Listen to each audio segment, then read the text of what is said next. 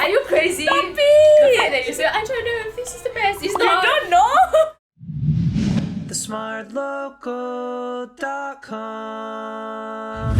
Hi guys, welcome to another episode of Ask TSL. Today we have Dr. Aaron Meng. Hi everyone, I'm Dr. Aaron. I'm a psychiatrist from Antipon General Hospital. We've asked you guys to send us personal questions and today we'll be your antagonists. Wow. Let's go! My parents keep stressing me about my grades. What can I do? I'm very thankful. My parents didn't really stress me much about grades. They just let me do my thing, which is very good. I think that's how it should be lah. As somebody who disappointed my parents a lot, I didn't do well for school, especially Chinese. You guys know lah, I suck at Chinese, so I always get F. And in my PSLE, I got all A's, except for Chinese. When I got the PSL results, I said like, I got all A. Then she like, how about your Chinese? F. And then she screamed all the way. Then I was so sad. Moving forward, right, I had to sit down and talk to her. The important thing is to let your parents know that you are trying your best and you're trying to do something about it, not just being lazy. Rainer brought up an important point lah. I think generally parents come from a place of love and concern. But again, a lot of times I think there's a bit of mismatch in expectations between parents and us, right? I mean, growing up, we have a lot to deal with. It's never just grades. You know, we have our own interests, our own passion, CCAs, hobbies. We have alternative or so-called non-traditional ways to success, which are more and more being acknowledged nowadays as well. Yeah, so parents may not be able to see that. So I think what was brought up about open communication, understanding, coming to some form of mutual agreement, understanding, I think is important. Sometimes we rebel against our parents, you know, we were so worried of disappointing them. Then we really start to stress out and all that. I don't think it helps the situation also. Why you look so beautiful? Oh, I rebel. I was the rebellious kid. I'm the stand outside. The Fatsan boy. Fatsan Yeah, boy. I'm outstanding. My parents don't approve of my partner and I, and it's draining my relationship with the both of them. Is this me? Because my taste in men, it's not like the typical like your parents will advise you to like, oh yeah, go off with this nice gentleman. It's more of like the definitely don't hide it from your parents lah, because sooner or later they will find out and then they are just gonna get off on the wrong foot if they find out that the whole time you've been hiding stuff from them, you've been putting in so much effort to lie. Apart from just directly sitting down with the parent to eat, you know, sometimes can be a bit intimidating, right? Maybe start by sharing a bit about your partner. You know, go through relatives, go through siblings, use them as mediators. That's what I did, yeah. Oh, you I was get a him to like steal my grandparents' heart first. Then when my mom started criticizing, my grandparents were like, he's amazing, you stop it. Yeah. My partner and I broke up a while ago, but we still text each other every day. I don't know if this is the best way of overcoming the breakup, but it gives me a sense of comfort and familiarity. You better wake up your idea. Are you crazy? Stop it! The fact that you say, I tried to this is the best. It's You not. don't know? Please. Like these two parties, right, will have misalignment of expectations. One will be expecting more than the other. Then that's when like disappointment or being upset will come in lah.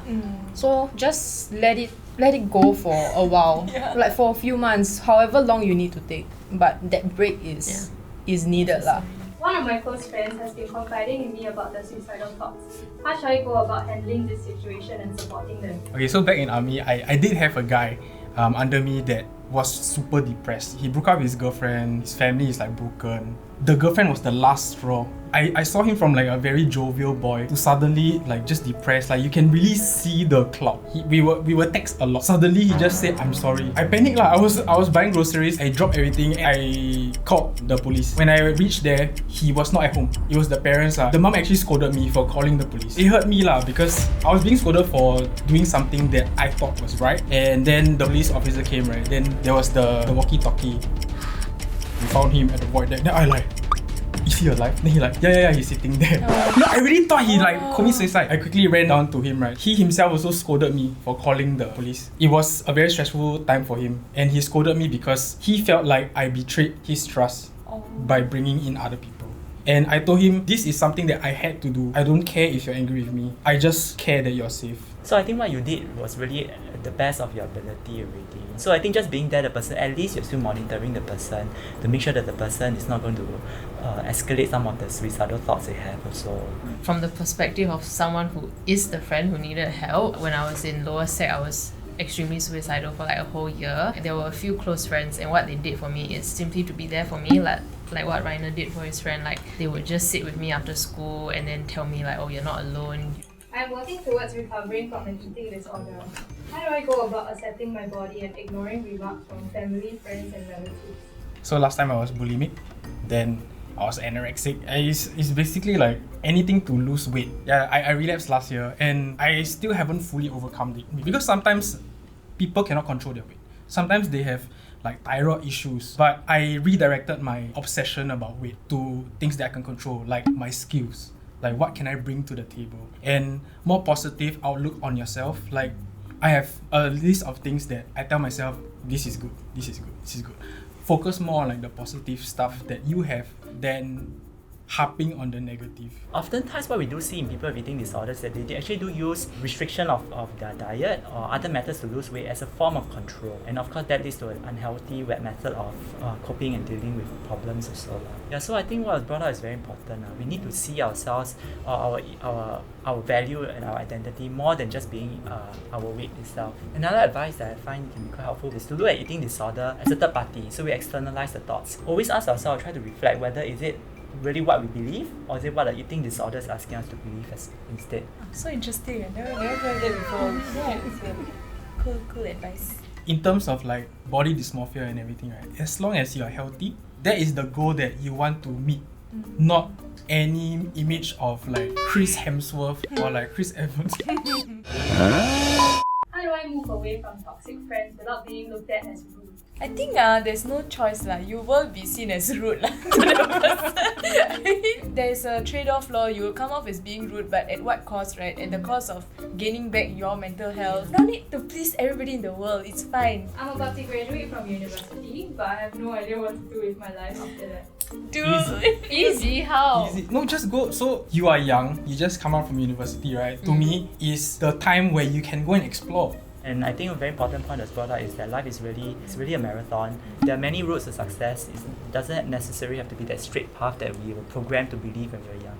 I've been working my first job for about 6 months now, but I don't feel like I belong. I want to quit, but I'm afraid people will backtalk me since this is only my first job. Given that it's your first job, you know, you may be also adjusting a working environment, maybe better to speak to the supervisor first to figure out exactly what is it about the job you don't like, whether there can be any changes that can be done at the job level. Because problems that we experience in the current job may actually be present also in the next job. Again, it's back to expectations also. My work culture is toxic. It's so competitive and my boss micromanages me. I'm so stressed that I've been losing hair. I've been searching for a new job, but it's not easy to find one. Oh my god. You can't tell your bosses to stop micromanaging you. You can't tell your colleagues to stop being so competitive. But one thing you can at least control is your internal self, like whether you choose to allow work to affect you negatively past 6 p.m. So sometimes bosses micromanage because they feel that they cannot delegate. So maybe for a start, you show your boss, you know, I mean, you overload your boss with your schedule and how you're actually on board for most of your work, right? And that you're competent. And slowly, I hope that the boss also can learn to let go a bit. What's a good coping mechanism to deal with stress and anxiety?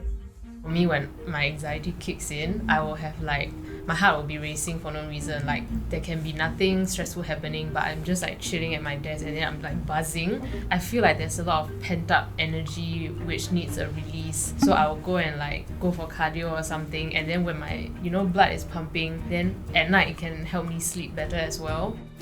Actually, I got one question for Dr. Aaron. Since you have the textbook answer, what do you personally do? The longer we delve in our profession, right, we realize there's no perfect stress coping mechanism. You really need to find what works for you, because what works for someone may not work for the other party also. And also what we realize is that overindulgence in just one method is not going to be healthy, but it's about dividing your time and using multiple different methods that work for you. I think there are a lot of apps and tools out there that you can try based on your own needs. Like for me, there's this like website and it's all online, it's on Youtopia, and then they have like a lot of different apps and resources. And if you feel like you're in distress, there's even like chatbots and helplines, because some people, they're so overwhelmed that they need like immediate assistance. Yeah, so that can be quite helpful. I want to reach out for professional mental help, but I'm afraid of the consequences and stigma that my friends and family may give. First of all, you see Dr. Aaron's face, no need to scare of the stigma already. Yeah, who cares about the stigma? Some people are scared that the stigma might bleed into like job search? For example, is there like a record, you know? Medical records, I can assure everyone, is that it is all confidential. Truth is, I think a lot of companies still end up asking the applicants, right, whether they have some mental health issues. As a doctor, we don't, I'm not advocating for you to lie, but you choose to decide what you want to disclose. But I always do also remind individuals who choose not to declare, right? What would be the outcome with that, right? Let's say one day your condition relapses. At some point, you may need to bring this up to your workplace. Then what's going to happen? So I think workplaces are generally more accepting of people's mental health conditions. What they really want to see is who they have in front of you. So you may have some anxiety issues, you may suffer from some depression, but if you have recovered from it, you can really just have an honest conversation with your prospective employer. Is there ever a right time or a right amount of difficulty before someone should get professional help? It really depends on what phase of the life you're in, whether you feel there's a need to get additional professional help. Be it how small your problem or you feel your problem is, it is still valid. 3 years ago, that was when I first tried to seek professional help. I was literally crying for help. Like I was quite in a deep end lah. So I had to go onto Google and search for like LGBT friendly counselling, like clinic, those kind of things. I would advise that just try, like dipping your toes into like a different kind of like water, you get what I mean? Just like try it out, because then that's when you can find a therapist that suits your needs. And if financial situation is really not good, right? Coming see us in the hospital and all that, there's also medical social workers who can help with further med funding as well to help to reduce the costs. For mine, I only been to one. But then the moment I walk out of the clinic, I told myself this, like, if I'm not gonna help myself, right, nobody can help me. So that was like the turning point for me. They are usually the one that help you to path your solution yourself. So it keeps you thinking, which I like lah. So means all three of you all have done counselling before, is it? Yes, we stand therapy. Oh, so wait, do you all interchangeably use counselling and therapy? When I was in school, I went for counselling. Then now I go for therapy. Got the money lah. Can you not? It's not I no longer get the free counsellor. Not to be dramatic, but I always say like therapy saved my life. So amazing. Thank you for watching another episode of Ask TSL. Everyone has their mental struggles, big or small. But remember, you are not alone. So just reach out to someone you trust, a friend, family member, or even a medical professional, and take that first step to tackling your issues today. If you find that professional help is a bit too intimidating, there are a lot of mental health aids consolidated on the Youthtopia mental health resource page, and the link is over here. Nice. If you like this video, don't forget to like, share, subscribe. Ring the notification bell and watch all our other videos over there. Bye! Bye! Mental health is mental wealth. Oh. That's right, man.